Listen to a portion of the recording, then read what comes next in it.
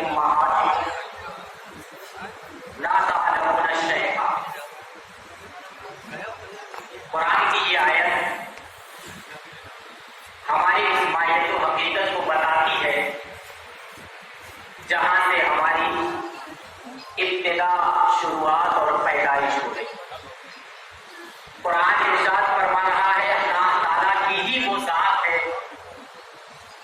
جس نے تمہیں تمہاری ماؤں کے پیٹ سے نکالا. جس وقت ہم اپنی ماں کے پیٹ سے دنیا میں آئے، ظاہر ہے کہ وہ کیفیت اور حالت کیا تھی ہر کوئی جانتا. گرد و پیش کا ماحول، رشتے، چیزوں کا نام اور ان کی پہچان بالکل بھی نہیں. اسی لیے آگے قرآن نے ارشاد فرمایا لا تعلمون شیئا، کہ تم کچھ نہیں جانتے. انسان جب دنیا میں آتا ہے، ہم اپنے پڑوس میں، رشتے دار میں، گھروں میں ملاحظہ کرتے ہیں ایک بچہ لاچار، مجبور، جسے بالکل کسی بھی طرح کا شعور نہیں ہوتا اور نہ ہی کسی طرح کی طاقت و قدرت ہوتی ہے. اسی حالت میں ہر ایک انسان کو اللہ تعالیٰ نے پیدا کیا، اور وہ کیفیت اور حالت یہ کہ لا تعلمون شیئا، تم کچھ نہیں جانتے. اب جاننے کے لیے، سیکھنے کے لیے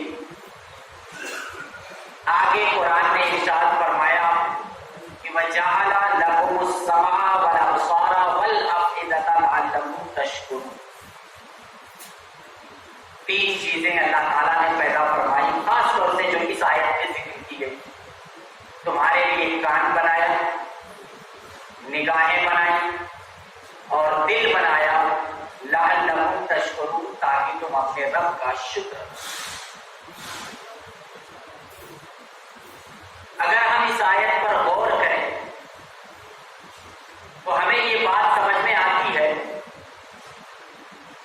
کہ انسان لاشعوری طور پر جب آہستہ آہستہ بڑا ہوتا ہے تو سب سے پہلے جو چیز کام کرتی ہے وہ ہمارا کان ہی.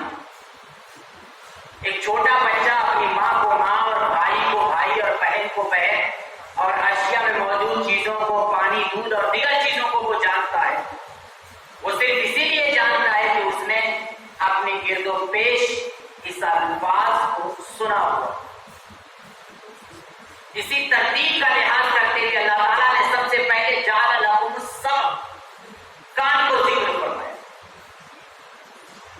اور پھر اس کے بعد جب کچھ اس کا شعور بڑھتا ہے، جب اس کی عقل پروان چڑھتی ہے، تب اس کے بعد نگاہوں کے ذریعے، آنکھوں کے ذریعے دیکھ کر وہ اشیاء اور چیزوں کو اپنے ذہن و دماغ میں بیٹھانے کی کوشش.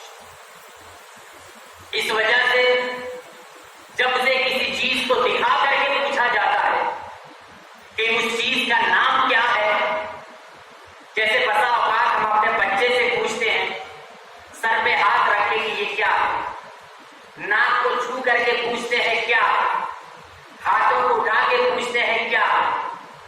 ظاہر ہے کہ اس کا ان چیزوں کا نام ایک بچہ آہستہ آہستہ جب شعور کی منزل تک پہنچنا شروع کرتا ہے تو نگاہوں کے ذریعے سے اسے ان چیزوں کا ادراک ہوتا ہے.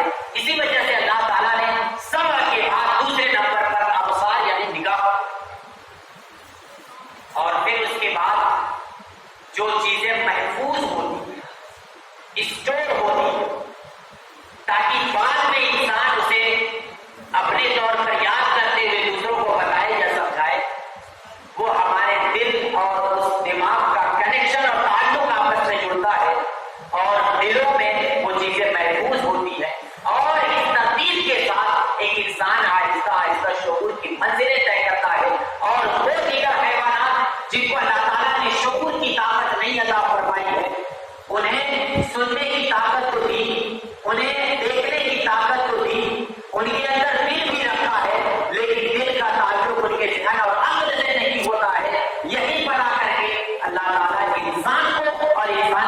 دیگر